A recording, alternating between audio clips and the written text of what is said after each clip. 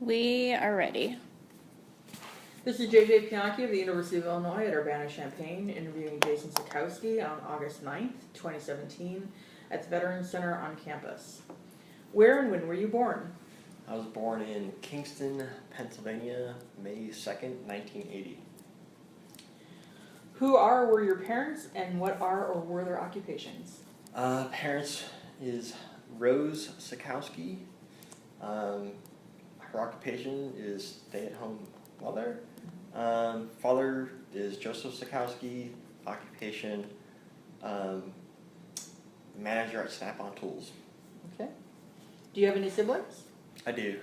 Brother, and older brother and younger sister. Who were they, and did they serve in the military?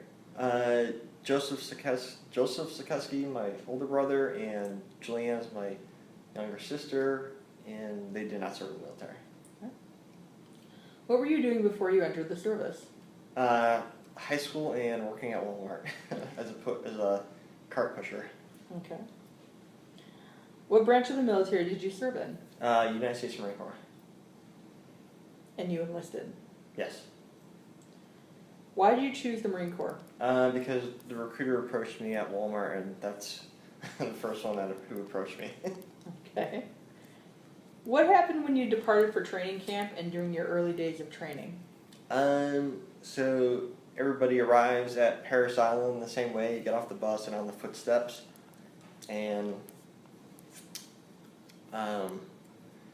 that's kind of when it all started. And I really didn't know what to expect because I didn't know a whole lot about the United States Marine Corps, but I sure learned about it within the 3 months that I was there. So.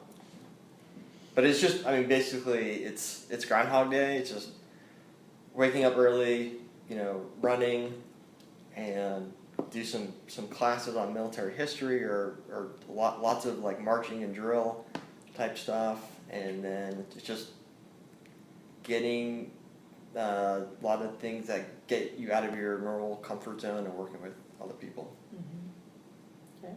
Do you recall your instructors, and if so, what were they like? There were 3 drill instructors. Sergeant Matthews is the only one I can remember the name. But they were, they had the act down of, like, could eat nails and, like, they acted so hard, and everybody just believed it because you're in this totally different environment and you have absolutely no power at all, and they can wreck your lives, through a lot of different ways. And I thought they were tough as nails, but then on graduation day, they're just like normal people, and it's just so mind-blowing. So you just said something about wrecking your lives. Can you talk to me a little, or give me an example of what that looks like? The first time where I knew that this was real was the first day, and we had they said, set up your foot lockers, and, your boot shining stuff goes here, your boot shining brush goes here, your boots go here, and then it has to be, like, laid out perfectly. And I thought I had it all laid out perfectly, and the drill instructor came by and just, swiped this stuff right off and was like, do it again.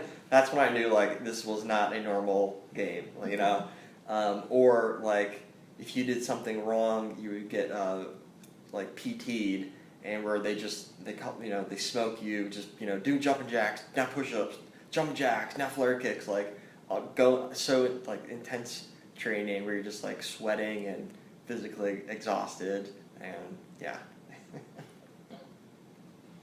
Did you receive any specialized training, and if so, in what? Inside boot camp or outside, like military schools? Yes. So, boot camps, everybody receives the same training. Then after that, you go to your MOS school, which I went to infantry as a 0311. And then after that, I was lucky to go to a Hearstmaster school, which is pretty much just like tying ropes, rappelling, hanging from a helicopter, called like spy rigging, how to like load up, how to actually like tie the knots so people can rappel out of helicopters. And then the other training I went to SEER school, which is like a survival training, survive, evade, escape, type stuff. That was up in Brunswick, Maine. That was an interesting school. I think that's, and then obviously like squad leaders course, stuff like that. You said 0311. What is that? 0311 is just the MOS designator for infantry. Infantry. How did you adapt to military life, including the physical regimen, barracks, food, and social life? The food was really good in boot camp. I thought you just didn't get enough time to eat it. As far as like living with, a squad bay full of 50 or 60 people, it wasn't that bad for me. But I adjusted pretty well. Okay. Where were you stationed? So my first duty station was in North Carolina, and then my second duty station was in Hawaii. Okay. If you went abroad, what were some of your memories of that experience? So yeah, I deployed 3 times my entire time. The first one was a MU that kind of got extended due to the invasion of Iraq. We went to Greece, and then from there we went to Kosovo, Djibouti, Africa, Kenya, Africa, and then we went to UAE, and then on the way back, that's when President Bush announced that we were invading Iraq, so we went up to Kuwait. We're in Kuwait for like a day, offloading equipment, and then the next day we were driving into Iraq invading. Yeah, it was pretty strange. So that was your first deployment? That was my first deployment, yep. And you said you deployed 3 times? And then my second deployment was to Afghanistan in 2005, to Korengal Valley. That was about 8 months long. The only thing I can reference Korengal Valley to is the movie Restrepo. Have everybody seen that? But it was pretty intense fighting in Afghanistan there. And then your third deployment? Third one was in 2006, 2007, back to Iraq in Haditha, Iraq. And so you had these 3 deployments.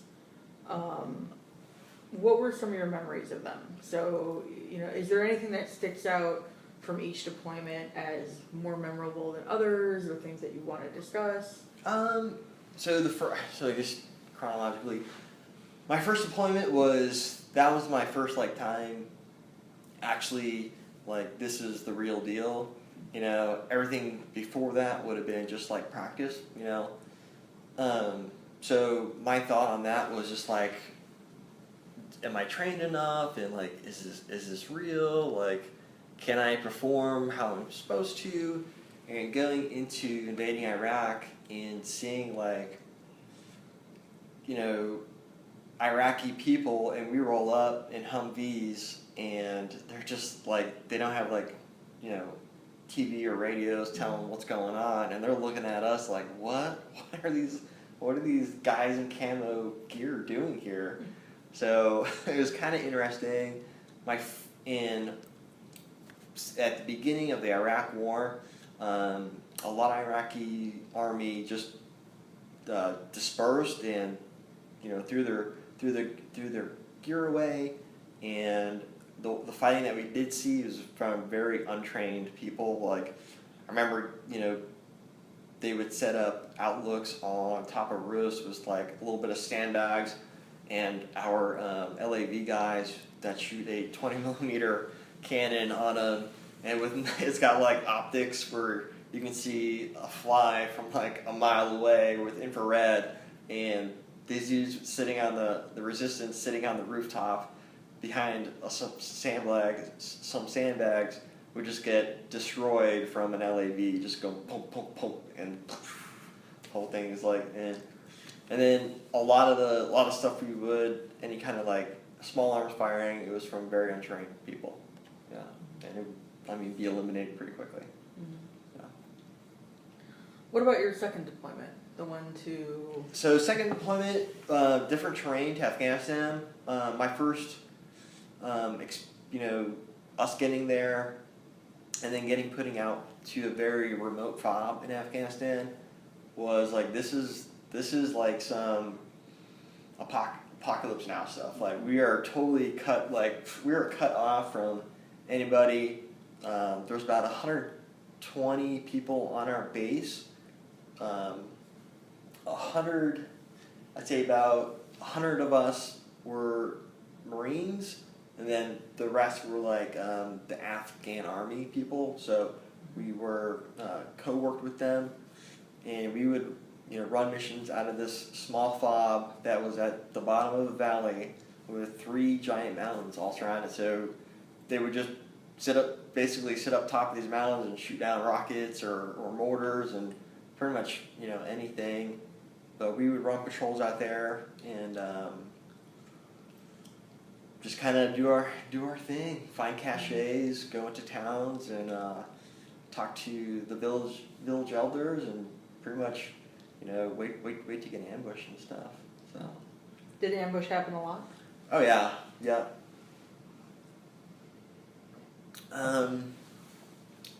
One specific ambush was on actually Christmas Eve, and one of the platoons was out on what is now called the Restrepo. We call it the lumberyard, and they were out there and they got into a little troops in contact. Mm-hmm. So they wanted us to go out there to reinforce them. We went out there, met with them. On the way back, going up to the mountain, it's just a one-way road, one way in, one way out, and you're on the side of this mountain, mountain, road, cliff. So you're just driving back, and it was getting light, and coming back down, we just started taking RPGs and small arms fire. A couple guys got hit, and then we just kind of just did our own return fire and everything, but they were probably 200 to 300 meters away. And that's kind of the tactic that the Taliban uses. They use the cover of darkness once it falls down at night, and then also distance as well. It's kind of hard to rush 300 meters and catch anybody. Right. So. What about your third deployment back to Iraq? Third deployment back to Iraq was a meat grinder. I mean, you were probably patrolling 15 hours out of the day. Then the rest of the time, you were just back working up to get another mission going, cleaning gear, and that's how it was for 8 months. And we took a lot of contacts there. We probably captured over 300 people with caches and stuff, and a lot of I mean, that was a pretty target rich environment in Iraq. Yeah. So, but going back to Afghanistan, there was another firefight that we actually have the footage from the point of view of Taliban shooting at us, and it's pretty interesting to see from their point of view, shooting down at us. That was another memorable one because we were stuck out there for 12 days. We did a raid on a village, and during this raid, this is gonna get pretty okay. So during the raid, we had a guy, we called him Backstabbing Bob, with us, and he was an informant.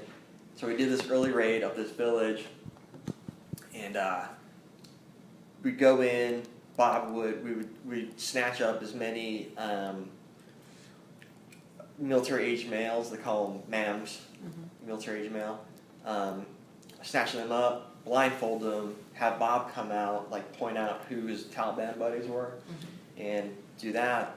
Well, during that raid, I heard 2 gunshots, and me being the squad leader at the time, go over and see this like 12 to 13-year-old kid get like shot in the head by somebody, and like that was pretty bad. Like, and that's at one of those points where you're like, you know, is this gonna put me in jail? Like, so Jack came out and everything, and that was like that was a pretty. I think that was one of the highlights of the deployment of like the reality of war and stuff. Like everything before that had always been like legit bad guys and stuff. So it was a case of one of our Marines killing the kid, yeah, being spooked. So he said that there was an older male and the young kid, and they were both carrying AKs, and the older male picked up the AK and ran. But I mean, I don't know. Yeah. So Gotcha. So your first deployment, you listed a whole bunch of countries. Was that individual missions on that deployment to those places, Yeah, like like- the UAE and like- Djibouti? yeah. And Kosovo was the main one where we just worked with like some German troops and stuff. And, that was only for like 30 days, and then Djibouti, we were out practicing like call for fire out there. But, yeah. so some of it was about training. Yes, rather yeah, than- but like I said, everything before us invading Iraq was all training. All my deployments after that one were all like serious combat stuff. Okay. Is there anything that stands out from your third deployment?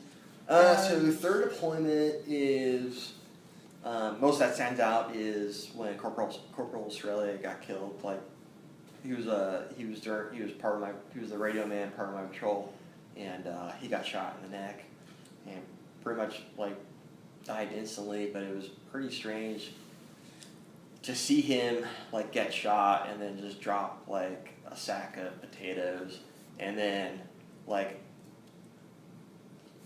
you never really think about like it was like watching it was so strange, and me thinking like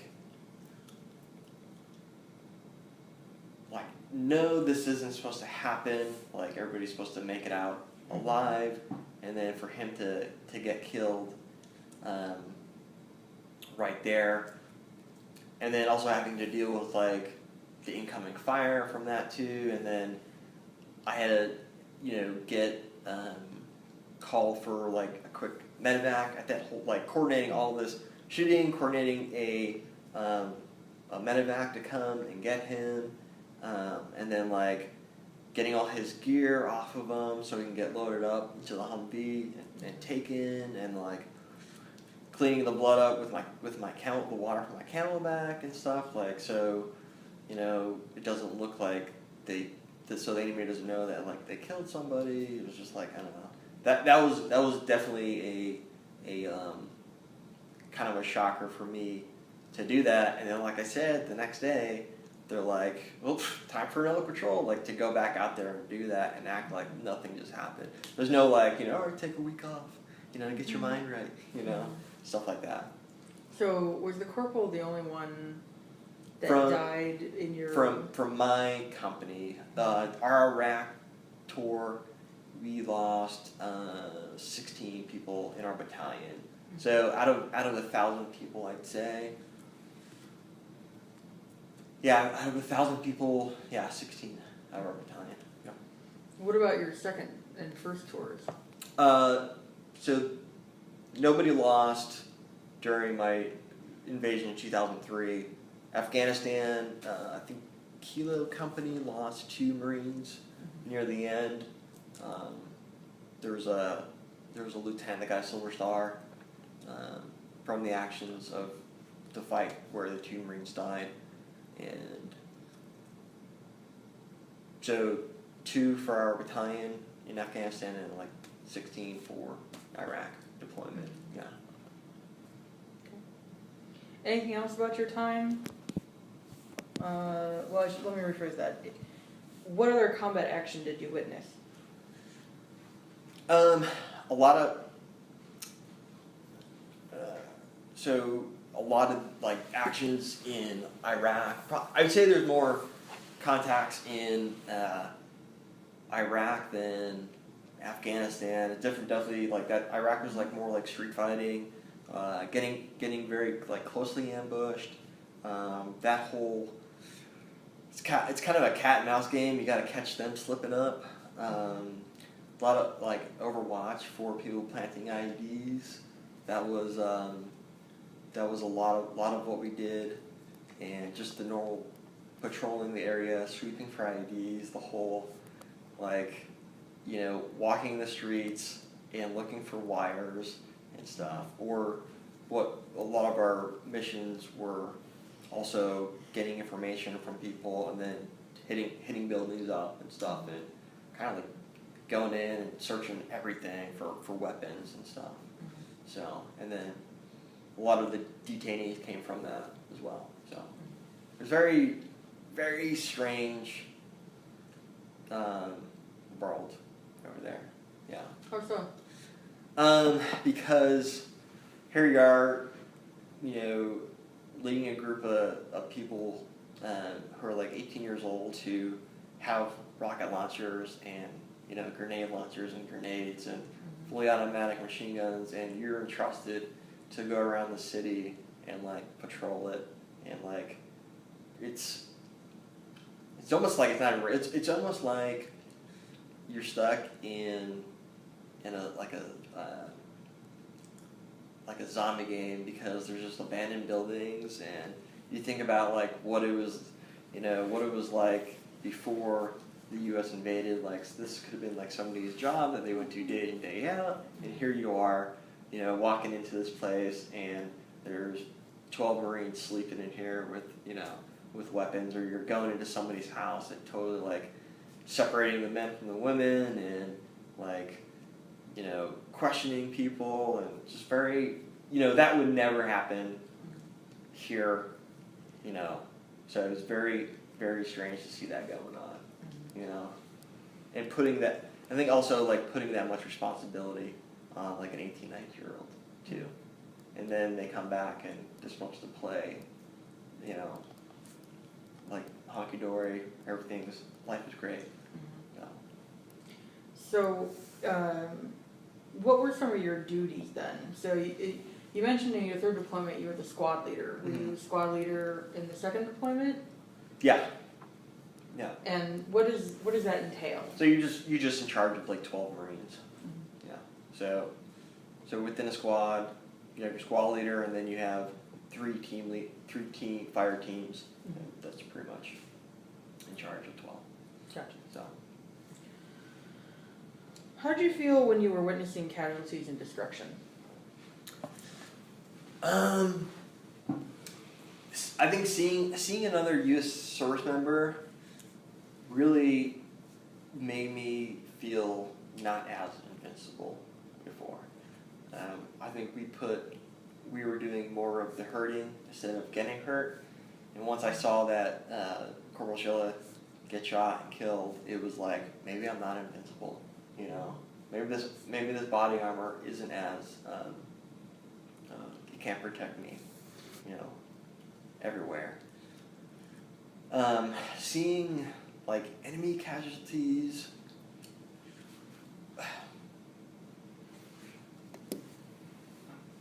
I honestly, I have respect for, you know, somebody fighting in their country. Like I do, you know.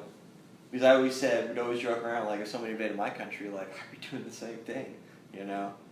So I have respect for them, but, you know, if they got caught up, that's the risk they took, you know? So I didn't really have a lot of, like, remorse for them at all, or anything, so. What kinds of friendships and camaraderie did you form while serving, and with whom? I mean, I still have, I'm really close to a lot of people, you know, that I served with. We have, you know, special Facebook pages that we, you know, stay in contact with. So yeah, I mean, people who I served with were, you know, served as for my wedding, and so yeah.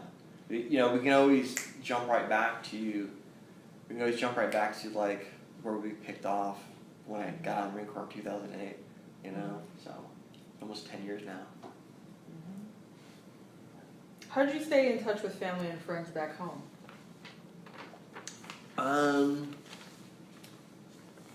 So both Iraq and Afghanistan, very little contact with back home, and I think that was almost better for me because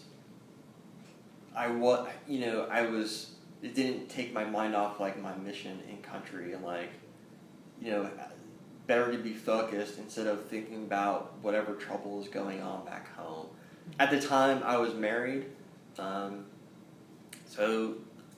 talking to my wife at the time did bring some happiness to me, but there were very short conversations on you get in your reading phone. Mm-hmm.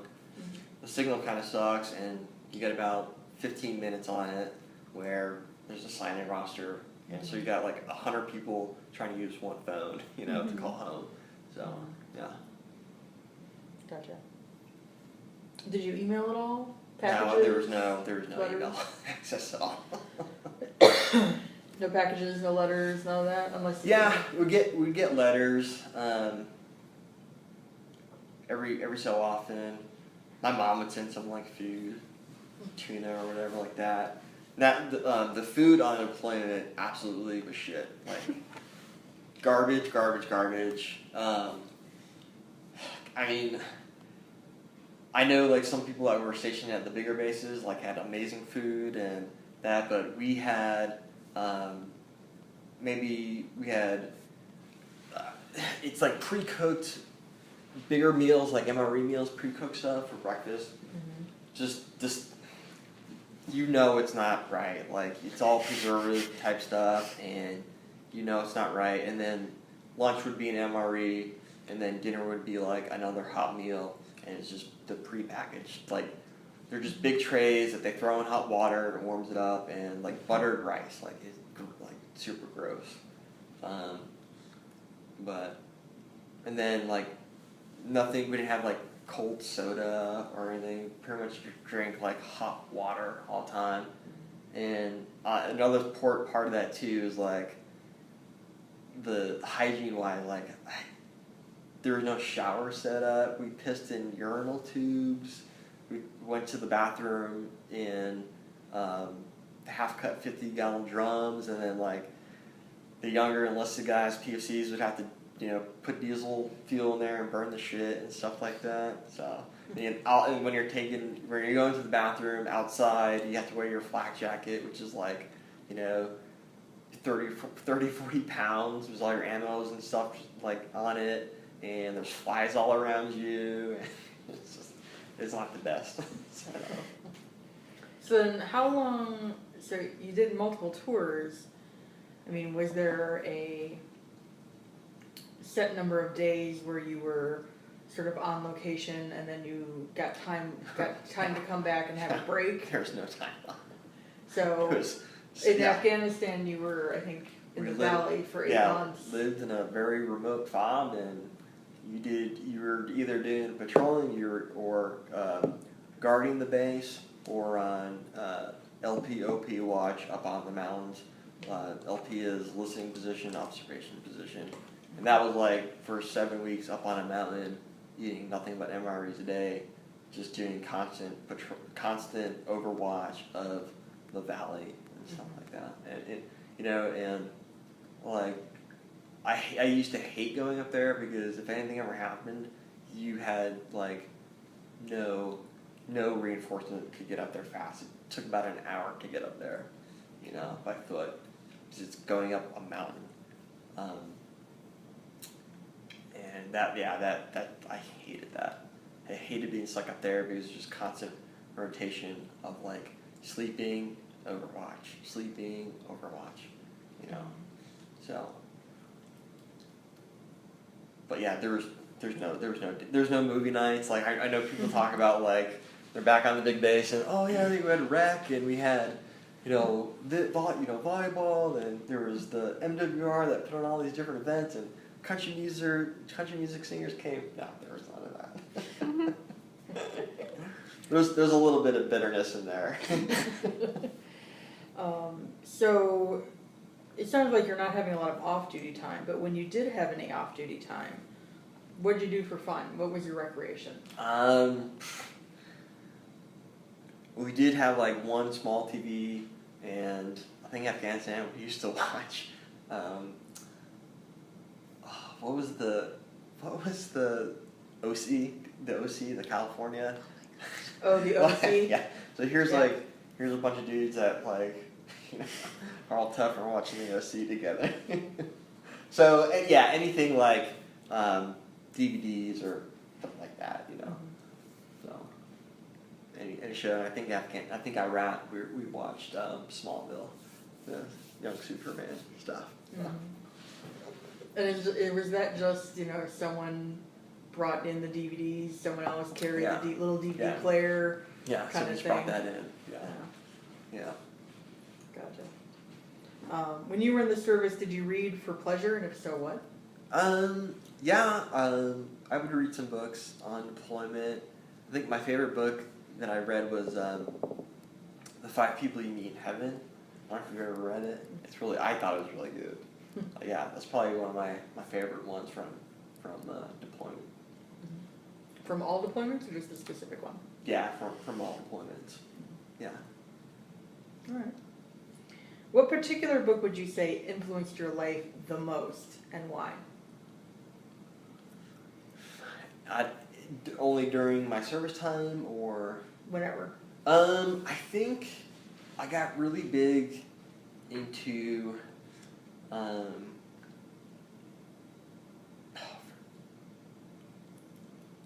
like reading about there's a what's it called, like the old Andy McNabb was an SAS guy who was in during the Gulf War, got caught prisoner, and I was reading his stuff about his selection and stuff like that. So that was one of those things that reading him going through that stuff, that kind of helped me prepare for it gets real, at some point it'll get real, there's no pause button or restart. So okay, did you use libraries when you were in the service? Why or why not? No, it was probably just maybe a book that I picked up from somebody else. Yeah, so I didn't really use the libraries. Okay. Where? No, that's still not. How did you return home? First deployment would have been we were part of the 24th MU. Those are ships. So, first deployment from a ship coming back. The other 2 deployments was just from an airplane. Yeah. And so the third deployment, that was your last deployment. So you flew home, wherever that may have been. And then did you have more time to do in the service, or did you immediately so I had separate, or how did that work? We came back from Iraq in, I think mid-2007. I got out in March of 2008, so I still had a little bit of time, and what they did with us, they just kind of put us on our own. They made our own company out of called short timers, because we got a new drop of incoming young people, and it was awesome. I got to get rid of all my gear. I signed over my rifle card. So whenever we did training, I didn't have to pack anything. It's just I didn't have to worry about all that stuff. And we got put into this weird, awkward platoon, or weird, awkward company, which was strange because now we became the go-to for working parties. You have these guys who did 2 deployments for their battalion, are about ready to get out, and now they're being charged with going and cutting grass at at regiment or something, you know, like landscaping and stuff like that, you know. And it's so weird too, returning, you know, like say you're given all this responsibility in country, but then as soon as you go back, like you can't walk around or you can't put your rifle in your car to drive up to like the rifle range and stuff, you know, like, or there's just, it's like back to Mickey Mouse games, you know, or just like, yeah. 2 months ago I was, you know, kicking indoors and doing raids, and now I'm cutting grass, you know. Not me, but like the younger people and stuff. How were you received by your family and community when you finally discharged? Pretty good. I got out. When I got out, I relocated here to Champaign, Illinois for my ex-wife, and then, but yeah, it was my pretty supporting family. So. How did you readjust to civilian life? Not too well. Yeah, not too well. I just kind of had a hard time. I didn't understand about like the benefits, how to use them. If I could go back, I would change a lot of different things, and you know, there wasn't somebody there to like talk me through of how to transition back to the civilian world, or like how to get college benefits started up and how to use that, and or like how to use the VA home loan to buy a house. Like there was a lot of different things that I could have done a lot differently. So when you were preparing to discharge, was there any preparation for returning to there's a civilian TAPS life? class, but it's not, they don't do they pretty much help you write a resume, and honestly that resume is garbage. So they do not really prepare you to get out and really help you transition back to civilian world. There's just a lot of, you know, like I said, you go from kicking indoors and stuff to civilian life. It's just totally different, and I think I had that like warrior mindset where I thought that like that's who I was and that's who I need to be and that's who I'll always be. It took a long time to try to get rid of that mindset and go, that's not who you are and that's not what you have to be for the rest of your life. You can reinvent yourself. What would the A+ preparation for return to civilian life look like in your eyes? What would a good system, if you could construct it? I think a system where you sit people down and tell them, like, you know, these are all your options. You know, school will be paid for, but also letting them know that you don't have to continue doing this stuff. You can reinvent yourself. You can find a new mission, find a new purpose. You know, don't let this be your Uncle Rico. You know, if Coach would have put me in and I could have, you know, gotten state or something, story where people, you know, just don't let go of that one thing in their life that they did. You know, stop living in that moment back then, and you know, close that chapter, move on, do something else. I had a lot of friends that they got out and they went into contracting, and they did contracting, went back overseas, and kept on doing that thing because that's what they thought that they only could do. So, you just talked about contracting. Was that an option for you? Was that something that appealed to you? Yeah, I mean, I thought about it.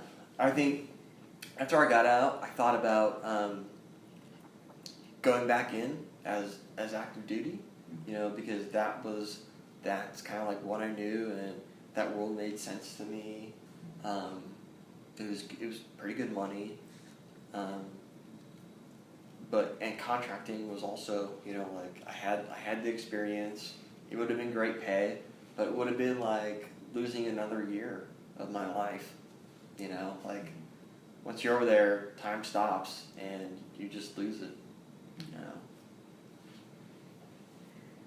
Have you remained in contact with or reunited with fellow veterans, and if so, who? Yeah. My last kind of reunion was for one of my guys, Mike Delancey, who got paralyzed from the waist down out in Florida. He runs a it's wounded. It's he has an organization for Wounded Warrior Abilities Ranch out in Pines, Florida or something, somewhere down in Florida. But met up with a bunch of people down there. So, and that was maybe 2 years ago. Yeah. Okay. Are you a member of any veterans organizations, and if so, which? Yeah, I'm a member of the VFW here, and that's pretty much it. What have you done since separating from the military? After I separated, went to school, got my bachelor's, and then I now am employed at the University of Illinois as a veteran student support services coordinator. And what do you do in that job? Help veterans transition and let them know everything that I didn't know after I got out. Okay. As a veteran, have you used your local library? Why or why not? I have. The local Champaign library was awesome. Used it for a studying space. I used to get a lot of DVDs and burn them. They have a great movie selection there as well, and books.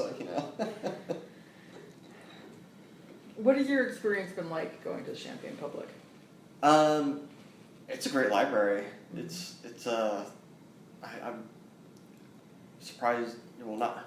I mean, it's an amazing library. It really is.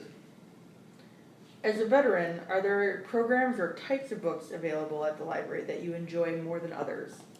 Yeah, there's a lot of great books out there, and I think with have time passed, other veterans have written books to help talk about like the transition process and their stories and.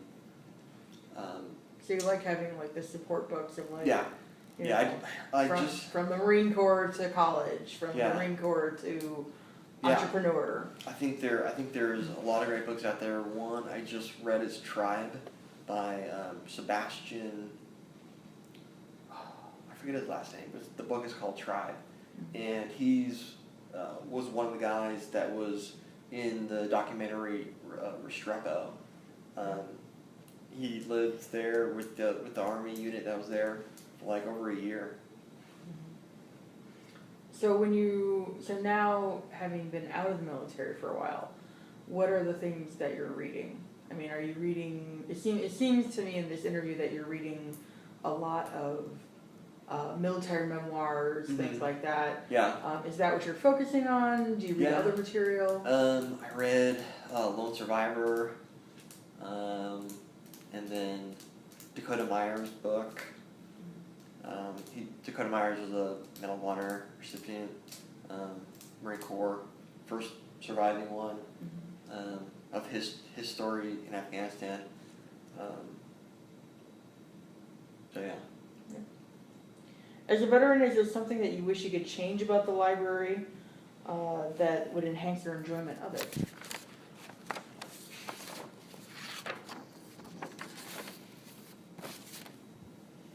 I think they got a good system. Okay. Yeah. Would you like to see like more specific programming, like this is a veterans book club, or a display saying, these are books that veterans have enjoyed, or anything like that? Or something similar to that?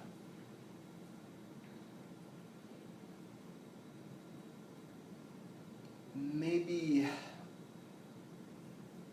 I don't know if they get get one of the writers of the books to come in and speak about it or something, kind of like that. How did your military or wartime experiences affect your life?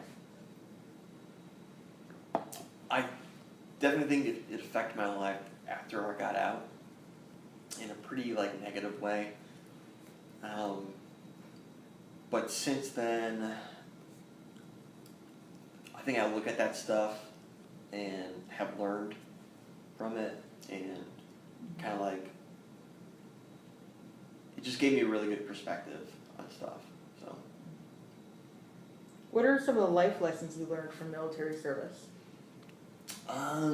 life lessons would be,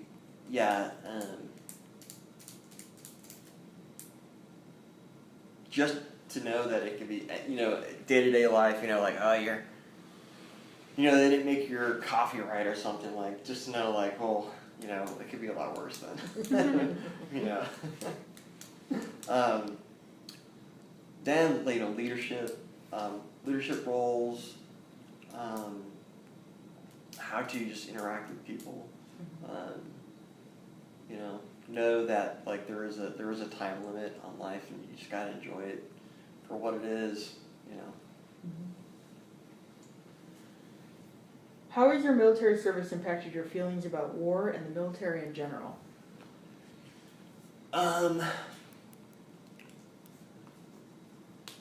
That's pretty deep subject that you probably get really into. Go as in depth or as you want. So I don't think that the American public likes the romantic stories of war, but I don't think they understand all the crap that goes into it and how life-changing it can be to a lot of people. Like, Corporal Shelley's mother is never going to see her son again. Mike Delancey is never going to walk again. Those are life-altering, events in their lives. And I think politicians and the American public romanticizes when they see movies like American Sniper and Lone Survivor, that it's like this amazing thing, but when you're on the ground, it sucks. Like, it sucks. And you're also, like, changing the lives of people in that country that, no matter what, you're always going to have casualties of war. Like that 12-year-old in Afghanistan. Like, that stuff's going to happen. You can try to prevent it as much as you can, but it's going to happen, What message would you like to leave for future generations who will hear this interview? Which one? What message would you like to leave for future generations who will hear this interview?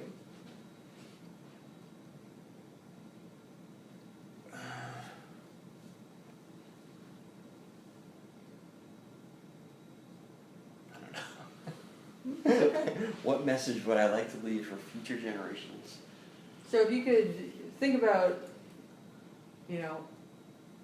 Jason Jr. Okay.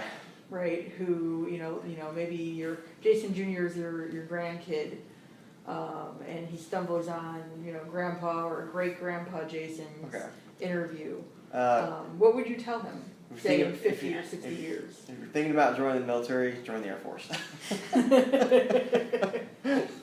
Why should you join the Air Force? Because they take care of their people. Now, I don't know. I think, about, when military service is great. I got a lot of good things out of it. The GI Bill, pay for school. But you have to accept the good with the bad also, If you're going to join the military, join for a good reason. I don't think joining for school is a good reason, honestly, because your heart's not going to be into it. If you're joining for me, when I joined to get away from my small town in North Carolina, to see things that I wouldn't see as an average, civilian. I got to ride on ships. I got to ride on helicopters, airplanes. I got to shoot rockets, machine guns. There's a lot of great experiences, but you also had to accept the good with the bad on there with the military. Is there anything you feel like we haven't discussed or should be added to this interview And if so, what?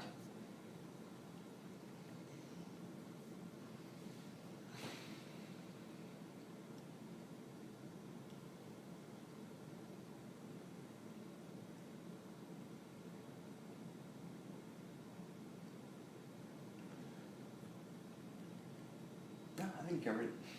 Yeah. Okay, that's fine. Well, thank you very much. Pretty painless there. Not too bad. So. I liked your Napoleon Dynamite reference. I appreciated that.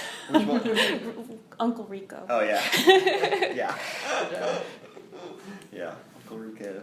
It's true. People like I know friends who are like they wear the vet hat, they wear the shirt. It's just like, man, move on. Create another chapter. Yeah. Well, and sometimes that's the identifying moment of their lives. Well, just like you said, the star high school quarterback, and that's all he remembers when he's 65 or 80 or whatever. Yep. It's like, well, what did you do with the rest of your life? Yeah, it just I know a lot of people that they're stuck in there, and that, or they're receiving VA disability, and they're from areas where their $1,200 a month check gets them by, pays the rent of the trailer, it provides them enough money for food and a case of beer, like they're just content with that, and they're just stuck in that. They're stuck,